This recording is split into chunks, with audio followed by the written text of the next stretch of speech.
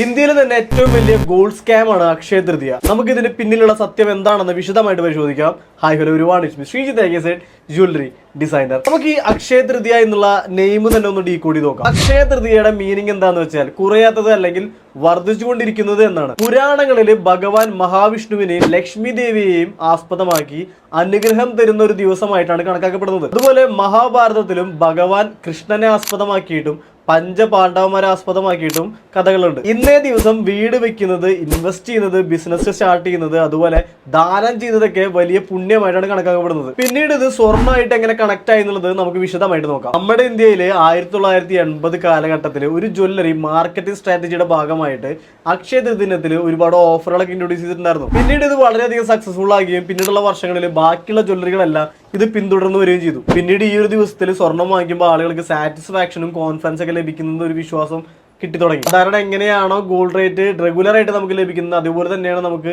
അക്ഷയ തൃതീയത്തിൽ നമുക്ക് സ്വർണ്ണവില ലഭിക്കുന്നത്. ഇപ്പോൾ ഇതൊരു ഗോൾഡ് മസ്റ്റ് ബൈയിങ് ഡേ ആക്കിയിട്ട് മാറ്റിയിട്ടുണ്ട്. വേറൊരു കാര്യം, ഇന്നേ ദിവസം ഒരുപാട് ജ്വല്ലറികളിൽ ഒരുപാട് ഓഫറുകളൊക്കെ ഉണ്ടായിരിക്കും. അപ്പോൾ ഈ സ്റ്റോറി നിങ്ങൾക്ക് ഇഷ്ടപ്പെട്ടെങ്കിൽ നിങ്ങളുടെ അഭിപ്രായം കമന്റ് ബോക്സിൽ രേഖപ്പെടുത്തുക. അതുപോലെ ഗോൾഡ്, ഡയമണ്ട്, ജ്വല്ലറി ഇൻഡസ്ട്രി പരമായിട്ടുള്ള ടിപ്സിനായിട്ട് നമ്മുടെ പ്രൊഫൈൽ ഒന്ന് കയറി വിസിറ്റ് ചെയ്യുക.